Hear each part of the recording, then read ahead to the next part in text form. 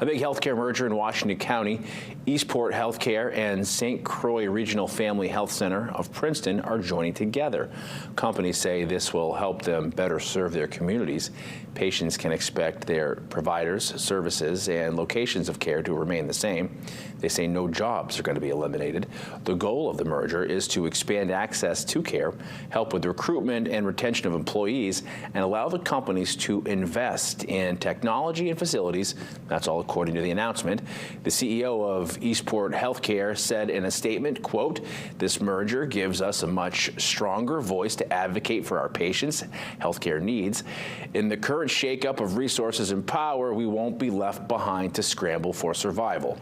Our voice will be louder at the state and national levels, and our impact on health and communities bigger.